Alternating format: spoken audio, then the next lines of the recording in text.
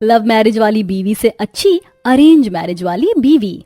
हे भगवान, ये सुनने से पहले मैं मर क्यों नहीं गई। तूने सोच भी कैसे लिया कि हम तेरी पसंद की शादी के लिए मान जाएंगे। आज तक हमारे खानदान में एक भी लव मैरिज नहीं हुई है और आगे भी नहीं होगी, समझा तू? अरे खानदान गया भाड़ में, मुझे रिश्तेदारों से कोई लेना देना नहीं है। ये मेरी जिंदगी है और इसका फैसला भी मैं ही करूँगा। देख रहे हो जी कैसे उस चुड़ैल ने इसे अपने ही परिवार के खिलाफ भड़काना शुरू कर दिया। ये भी अभी से ही उसके लिए हमसे इस तरह लड़ रहा है। कल को अगर वो इसकी बीवी बनकर इस घर में आ गई तो फिर तो वो हमारा जीना हराम कर देगी और हमें घर से निकाल कर बाहर फेंकेगी। इस उम्र में हम कहाँ भटकेंगे? माँ पापा, आप लोग समझ क्यों नहीं रहे हैं? सोनाक्षी एक बहुत अच्छी लड़की है, वो आप सबका अच्छे से ध्यान रखेगी। और बुआ ने भी तो अपनी बेटी की लव मैरिज की थी, तो मेरी लव मैरिज में क्या प्रॉब्लम है? हाँ, ऐसी लव मैरिज जो साल भर के अंदर ही टूट गई, तलाक लेकर अब घर में बैठी है। एक तरफ जहां अनुज अपने माता पिता को अपनी लव मैरिज के लिए मनाने की कोशिश में लगा हुआ था, तो वहीं दूसरी तरफ पड़ोस में हॉल में ज्योति पंडित जी के पास बैठी थी। देखिए बहन जी, जैसी लड़की ढूंढने को बोला था बिल्कुल वैसी ही लड़की लेकर आया हूँ। संध्या नाम है इसका, बड़ी ही प्यारी बच्ची है। आपके घर को तो ये स्वर्ग बना देगी। लड़की तो सुंदर है ना जी, सूट सलवार भी पहन रखा है, कितनी संस्कारी लग रही है। विनोद, तू बता तुझे कैसी लगी? अब मैं क्या कहूँ, आप जो पसंद करोगी वो अच्छी होगी। हाय मेरा राजा बेटा, कलयुग के जमाने में भी बिल्कुल श्रवण कुमार जैसा बेटा मिला है मुझे। पंडित जी, आप इसके माँ बाप से बात करके हमसे मिलवाइए, आगे देखते हैं फिर क्या करना है। पड़ोस में रहने वाला विनोद जहां अपने माँ बाप की मर्जी से शादी करने के लिए तैयार था, तो वहीं दूसरी तरफ अनुज डिनर करते हुए अपने माता पिता से लड़ रहा होता है। बेटा, तू जानता नहीं है लव मैरिज वाली लड़कियां कैसी होती हैं। कल को इसने तुझे हमसे अलग कर दिया तो हमारा क्या होगा? मैंने ठान लिया है, अगर मैं शादी करूंगा तो सोनाक्षी से ही, वरना जिंदगी भर कुंवारा रहूंगा। आप लोग परेशान मत हो, हम भागकर शादी नहीं करेंगे। और वैसे भी अगर आपका एक बेटा कुंवारा रहेगा तो क्या हुआ, दूसरा तो है, उसकी शादी अपनी मर्जी से करवा दीजिएगा। लेकिन अगर मेरी शादी सोनाक्षी से नहीं हुई तो मैं किसी और से भी नहीं करूंगा। इतना कहकर अनुज गुस्से में अपने कमरे में चला जाता है। देख रहे हो जी, अभी तो वो लड़की घर में भी नहीं आई है और उसने कैसे हमारे बेटे को हमसे अलग कर दिया। भाग्यवान, तुम समझ क्यों नहीं रही हो? जवान खून है, हाथ से निकल गया तो गड़बड़ हो जाएगी। एक बार लड़की वालों से मिलने में क्या जा रहा है? कुछ बुराई लगेगी तो मना कर देंगे। अपने पति की बात सुनकर मायावती चिढ़कर कमरे में चली जाती है कि तभी अनुज के पास सोनाक्षी का कॉल आता है। आज मुझे रिश्ते वाले देखने आए थे, माँ जवाब मांग रही है, क्या बोलूं मैं? तुम मुझसे शादी करोगे या नहीं? कोशिश में तो लगा हूँ मैं, बस कुछ दिन का और टाइम दे दो। मैं तुम्हें सिर्फ एक हफ्ते का टाइम और दे सकती हूँ, उसके बाद मेरे हाथों में भी कुछ नहीं है। सोनाक्षी की बात सुनकर अनुज काफी परेशान हो जाता है और ऐसे ही अब शाम हो जाती है। अपने बेटे की बातों को याद करते हुए मायावती आंगन में बैठे बैठे परेशान हो रही होती है कि तभी ज्योति आती है। अरे मायावती, आज तुम पार्क नहीं आई, क्या हुआ? तबीयत तो ठीक है ना? चेहरा भी उदास लग रहा है। अपनी पड़ोसन ज्योति के पूछने पर मायावती उसे सारी बात बताती है, जिसे सुन ज्योति, हे भगवान, मुझे तो लगता है उस लड़की ने हमारे अनुज पर कुछ काला जादू कर दिया है, वरना कहाँ था हमारा अनुज ऐसा। लेकिन इस मामले में मैं तो बहुत किस्मत वाली हूँ, आज अपने बेटे के लिए एक लड़की पसंद की है, मैंने बिना कुछ कहे हाँ कर दिया उसने।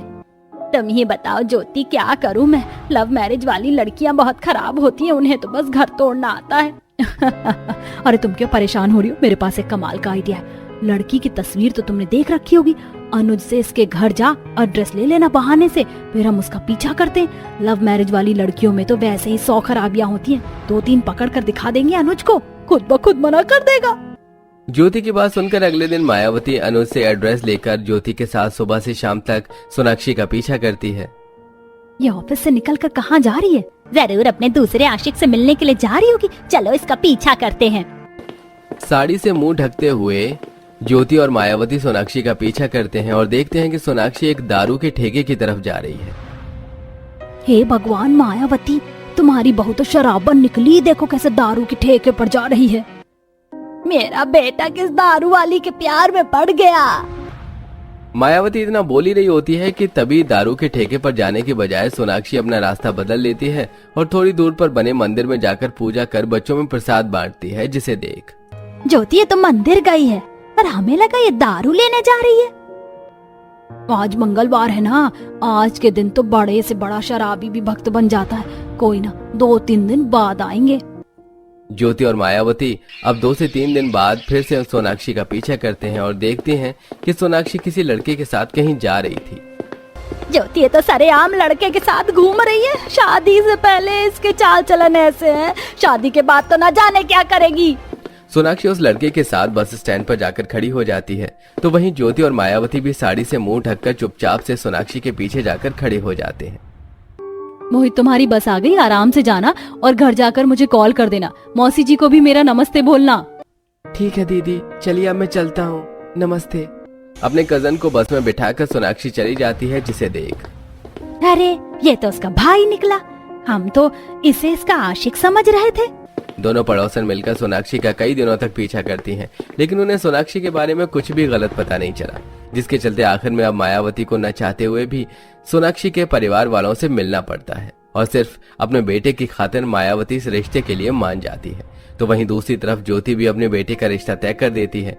इसी तरह कुछ समय गुजरता है और ज्योति की अरेंज मैरिज वाली बहू संध्या आ जाती है और आज अपनी पहली रसोई की रस्म में संध्या तरह तरह के स्वादिष्ट पकवान बनाती है। वाह भाभी, आपके हाथों में तो जादू है। क्या खीर बनाई है आपने, मजा आ गया। भाभी, आपसे खाना बनाने की जिम्मेदारी आपकी, बाकी काम हम चारों संभाल लेंगी। मैं आ गई हूँ ना, अब आप सब सिर्फ आराम करिए और घर की जिम्मेदारी मुझ पर छोड़ दीजिए। किसी की नजर ना लगे मेरी बहू को कितनी प्यारी है, और हो भी क्यों ना अरेंज मैरिज करके जो लाई हूँ। खाना खाने के बाद ज्योति एक बड़ी सी प्लेट में अपनी अरेंज मैरिज वाली बहू का बनाया हुआ खाना अपनी पड़ोसन मायावती के लिए भी ले जाती है। ये देखो मायावती, मेरी बहू ने अपनी पहली रसोई की रस्म में क्या कुछ नहीं बनाया है। बहुत किस्मत वाली हूँ मैं, भगवान ने बेटा भी हीरा दिया और बहू भी। तुम्हारा तो कल्याण हो गया, लेकिन ना जाने मेरा क्या होगा। कुछ दिनों में मेरी लव मैरिज वाली बहू आ रही है, मुझे तो लगता है कि वो हम बुड्ढा बुड्ढी को तक के मार कर घर से निकाल देगी। मायावती इसी सोच में थी कि कब उसकी लव मैरिज वाली बहू आकर उसे और उसके पति को घर से निकाल देगी, और इसी तरह आखिरकार अब मायावती की भी लव मैरिज वाली बहू आ जाती है। सोनाक्षी भी अपनी पहली रसोई में तरह तरह के पकवान बनाती है, जिसे देख भाभी आपने कितना कुछ बनाया है कितनी बढ़िया खुशबू आ रही है, मन कर रहा है सारा का सारा मैं अकेले खा जाऊं। खुशबू से क्या होता है, खाने में स्वाद भी तो होना चाहिए। पहले चख लो, वरना वही बात हो जाएगी, ऊंची दुकान फीके पकवान। अब जब सब सोनाक्षी के हाथ का खाना खाते हैं तो बहू, तुमने कोई कुकिंग कोर्स किया है क्या? कितना बढ़िया खाना बनाया है। इस बैंगन के भरते के सामने तो शाही पनीर भी फेल है। लव मैरिज वाली ने इतना अच्छा खाना कैसे बना लिया। चलो रोटी सब्जी तो हर कोई बना लेता है, मेन चीज तो हलवा है। बहू, खाने से क्या होता है, पहली रसोई में तो हलवा जरूरी होता है, कहीं वो तो खराब नहीं बनाया। मायावती जब सोनाक्षी का बनाया हुआ हलवा चखती है तो वो भी उसे काफी अच्छा लगता है। ये लव मैरिज वाली भी इतना बढ़िया खाना बनाती है, मुझे लगा नहीं था। लेकिन सिर्फ खाने से क्या होता है, खाना तो आजकल हर कोई बना लेता है। मेरा बेटा भी तो खाना बनाता है, ये जरूर एक ना एक दिन मुझे और मेरे बुढ़ऊ को घर से निकाल देगी। मायावती के दिल में यही बात थी कि आज नहीं तो कल उसकी लव मैरिज वाली बहू या उसके बेटे को ले जाएगी, या तो उन दोनों को घर से निकाल देगी। इसी तरह अब कुछ दिन गुजर जाते हैं। भाभी, इतने सारे बर्तन पड़े हैं, आप कहो तो मैं आपकी मदद करवा दूं? नहीं कनिका, मैं कर लूंगी, तुम जाकर पढ़ाई करो। संध्या की बात सुनकर कनिका चली जाती है, तो वहीं संध्या ढेर सारे बर्तनों के ढेर को धोकर खत्म करती है और जैसे ही अपने कमरे में आराम करने के लिए जाती है तो बहू, जरा एक कप चाय बना देगी? हाँ पापा जी, बस अभी लाई। जहाँ एक तरफ अरेंज मैरिज वाली बहू पर बहुत जल्दी ससुराल की सारी जिम्मेदारी आ गई थी, तो वहीं दूसरी तरफ लव मैरिज वाली बहू सुबह जल्दी से उठकर घर की साफ सफाई करती है, नाश्ता बनाती है। इधर सब नाश्ता करते हैं, उधर सोनाक्षी लंच भी बना देती है, फिर कपड़े बर्तन भी धो देती है और नाश्ता करके ऑफिस के लिए तैयार होती है। अभी तो तुम्हें आए हुए ठीक से कुछ दिन भी नहीं हुए और तुम ऑफिस चली। अरे ऐसा भी क्या काम करना, शादी के बाद लड़कियां घर संभालती हुई अच्छी लगती है ना कि बाहर का काम करती। माँ, मैंने आपसे पहले कह दिया था कि सोनाक्षी वर्किंग है और आज के टाइम में तो हस्बैंड और वाइफ दोनों को ही कमाना चाहिए। क्या पता कब फाइनेंशियल प्रॉब्लम आ जाए। लेकिन घर के काम उसका क्या, अब इन बूढ़ी कपकपी हड्डियों के साथ क्या मैं घर का झाड़ू पोछा करूं? माँ जी, आप बस आराम करिए, मैंने सुबह जल्दी उठकर घर के सारे काम खत्म कर दिए और आपके और पापा जी के लिए भी खाना बना दिया, बस ओवन में गरम करके खा लीजिएगा। इसने सारा काम खत्म भी कर दिया। जरूर बाहर जाकर मस्ती करनी होगी ना, तभी तो घर का काम किया है इसने। वर्किंग होते हुए सोनाक्षी अपने ऑफिस के काम और घर की जिम्मेदारियों को भली भांति निभा रही थी, तो वहीं दूसरी तरफ चलो घर का सारा काम खत्म हो गया, सबको खाना भी दे दिया, अब थोड़ी देर आराम कर लेती हूँ। संध्या जैसे ही लेटने जाती है कि तभी उसकी सबसे छोटी नंद कनिका उसके कमरे में आती है। भाभी क्या कर रही हो, आप फ्री हो? वो बस आराम करने जा रही थी, कुछ काम था क्या? भाभी आराम तो आप रात में भी कर लेना, मुझे एक प्रोजेक्ट बनाना है, क्या आप उसमें मेरी हेल्प कर दोगी प्लीज? दिन भर का ढेर सारा काम करने के बावजूद भी संध्या अपनी नंद की प्रोजेक्ट बनाने में मदद करती है। शुरुआत में तो संध्या घर की जिम्मेदारियों को अच्छे से निभा रही थी, लेकिन अब धीरे धीरे जब काम का प्रेशर उस पर बढ़ने लगता है तो संध्या काफी चिड़चिड़ी हो जाती है। संध्या मेरी शर्ट प्रेस कर देना, मैं तब तक नहा कर आता हूँ। क्यों, तुम्हारे हाथ नहीं है क्या प्रेस करने के लिए? पापा जी की चाय बनाऊं या माँ जी के लिए उनके भोग का प्रसाद, तुम्हारी बहनों के लिए नाश्ता भी बनाना है, बहू बनकर आई थी, नौकरानी बना कर रख दिया है। समय बीतने के साथ साथ संध्या का चिड़चिड़ापन भी बढ़ता है। वहीं सोफे पर बैठी मायावती, लो आ गई महारानी, अब कमरे में जाते ही दरवाजा बंद कर लेंगी। माँ जी कैसा रहा आपका दिन? मैं बस अभी कपड़े बदल कर आई, फिर आपके लिए गर्मा गर्म मसालेदार चाय बनाती हूँ। सोनाक्षी जल्दी से चेंज करके आती है और अपने सास ससुर के लिए चाय बनाती है, तो वहीं दूसरी तरफ रात का खाना भी तैयार कर देती है किचन में। माँ जी आप कह रही थी ना कि आपके पैरों में दर्द है, मैं बहुत अच्छे डॉक्टर से दवाई लेकर आई हूँ, इसे लगाते ही हफ्ते भर में आपका दर्द ठीक हो जाएगा और तो और रात के खाने के बाद मैं आपके पैरों की मालिश भी कर दूंगी। खाना खाकर जब जहां सब रात को गहरी नींद में सो रहे थे, तो वहीं सोनाक्षी देर तक अपनी सास के पैरों की मालिश करती है, जिसे देख मायावती भी मन ही मन काफी हैरान होती है। और 1-2 दिन गुजर जाते हैं और किचन में भाभी आज आप खाने में क्या बनाओगी? मेरा तो आलू शिमला मिर्च खाने का मन कर रहा है। भाभी मेरे लिए आप पनीर भुर्जी बनाना, जैसे उस दिन बनाई थी। तुम लोग क्या कभी खुद से खाना नहीं बना सकती? जब से मैं आई हूँ तब से मैं ही खाना बनाने में लगी हूँ, आज खाना तुम लोग बना लो, मेरी तबीयत ठीक नहीं है। संध्या का ऐसा बर्ताव देखकर तारा और अंजलि को काफी अजीब लगता है। तो वहीं अब हर रोज 6 बजे उठने वाली अरेंज मैरिज वाली बहू सुबह के 10-11 बजे तक सोती है। बहू क्या हो गया है तुझे? इतनी देर तक घर की बहू सोती है क्या? चल उठ और जल्दी से घर के सारे काम खत्म कर। माँ जी आप अपनी चारों बेटियों को बोल नहीं सकती, पूरा दिन वो तो महारानी की तरह आराम फरमाती हैं। कल को जब शादी करके जाएंगी तब भी क्या वो ऐसे ही करेंगी? उन्हें बोलकर घर के काम करवाइए, अगर मैं 2 दिन काम नहीं करूंगी तो आफत नहीं आ जाएगी। संध्या का ऐसा बर्ताव ज्योति को भी काफी हैरान करता है। तो वहीं ज्योति जब शाम को छत पर आती है तो देखती है कि सोनाक्षी ढेर सारे कपड़े सुखा रही है। सोनाक्षी बहू आज तो तुम्हारे ऑफिस की छुट्टी थी ना, मुझे तो लगा कि तुम कहीं बाहर घूमने गई होगी। नहीं आंटी जी, वो हफ्ते भर के ढेर सारे कपड़े जमा हो गए थे तो उसे धोने में समय लग गया, और अभी तो खाना भी बनाना है। मैं चलती हूँ, आपसे बाद में बात करूंगी। जहाँ लव मैरिज वाली बहू छुट्टी के दिन भी आराम करने के बजाय घर के कामों में लगी थी, तो वहीं अब संध्या तो धीरे धीरे घर के कामों से हाथ उठाने लगती है। ऐसे कुछ दिन गुजर जाते हैं और घर पर लेटा अनुज।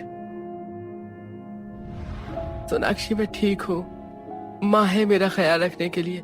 आज तुम्हारी इम्पोर्टेंट मीटिंग है, तुम ऑफिस के लिए लेट हो रही है, जाओ। आपसे इम्पोर्टेंट मीटिंग नहीं है मेरे लिए, और माँ जी भी कहाँ तक आपका ध्यान रखेंगी? उन्हें भी तो आराम की जरूरत है, मैं सब हैंडल कर लूंगी। यहाँ तेरे ससुर की तबीयत इतनी खराब हो रही है और तुझे शादी में जाने की पड़ी है। एक इंसान का ख्याल रखने के लिए इतने सारे लोग हैं, अगर एक कहीं बाहर भी चला जाए तो क्या ही फर्क पड़ेगा। एक तरफ जहां अपनी लव मैरिज वाली बहू की जिम्मेदारी, प्यार और सबका ख्याल रखने का तरीका देख मायावती सोनाक्षी को धीरे धीरे पसंद कर रही थी, तो वहीं संध्या ज्योति की आंखों में खटकने लगी थी। एक बार मना कर दिया ना, समझ नहीं आता। पापा जी क्या हुआ, क्यों डांट रहे हैं विनीत को? अरे महाराज को क्रिकेट एकेडमी ज्वाइन करनी है, पता है 1 महीने की फीस 25,000 है, कहाँ से भरेंगे? अनुज की बात सुनकर सोनाक्षी अपने कमरे में जाती है और थोड़ी देर बाद बाहर आती है। मैंने तुम्हें क्रिकेट एकेडमी ज्वाइन करवा दी है, अब तुम आराम से जा सकते हो और पैसों की भी आप लोगों को टेंशन लेने की कोई जरूरत नहीं। सिर्फ महीने का 12,000 रुपए भरना पड़ेगा। मेरा दोस्त है, उसकी खुद की क्रिकेट एकेडमी है, वो हमारे विनीत को अच्छे से क्रिकेट खेलना सिखाएगा। थैंक यू सो मच भाभी, आप वर्ल्ड की बेस्ट भाभी हो। अपने बेटे को खुश देख मायावती भी काफी ज्यादा खुश होती है। तो वहीं दूसरी तरफ संध्या सब्जी लेते हुए सब्जी वाले से हंस हंस कर बात कर रही थी, जिसे देख ज्योति संध्या से कहती है जब वो अंदर आती है। संध्या बहू, इस तरह सब्जी वाले से तुम हंस हंस कर क्या बात कर रही थी? पता पड़ोस की औरतें कैसे देख रही थी, थोड़ा देख दिखा कर बात करो। अपनी सास की बात सुनकर संध्या काफी किलस जाती है। और अब जब तारा शाम में अपने कॉलेज फ्रेंड के साथ घर आती है तो ये देख बहू के लिए अलग नियम और बेटी के लिए अलग नियम। वो लड़के के साथ घर आ रही है तो कोई दिक्कत नहीं, मैं सब्जी वाले से बात भी नहीं कर सकती।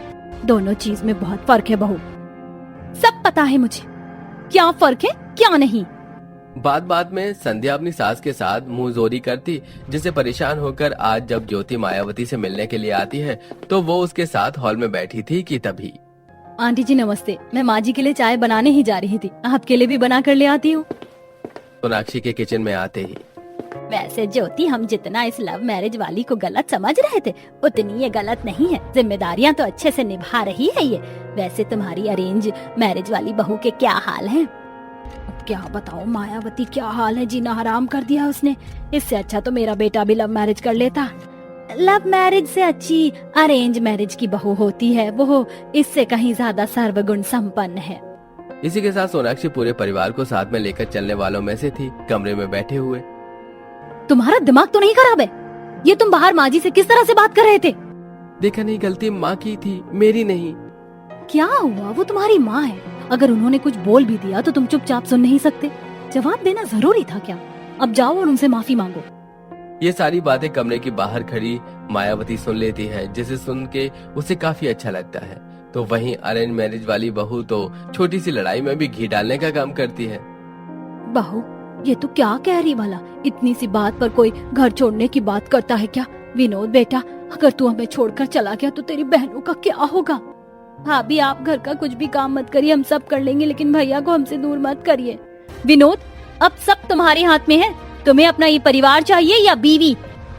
माँ पापा आप फिक्र मत करो, मैं महीने खर्च के पैसे भेज दिया करूँगा, लेकिन मैं संध्या को नहीं छोड़ सकता। संध्या विनोद की इस तरह कान भरती है कि विनोद कुछ दिनों में संध्या के साथ घर छोड़कर चला जाता है और ज्योति चाहकर भी कुछ नहीं कर पाती। वहीं उन्हें जाता देख जब कमलेश अपने कमरे में आता है।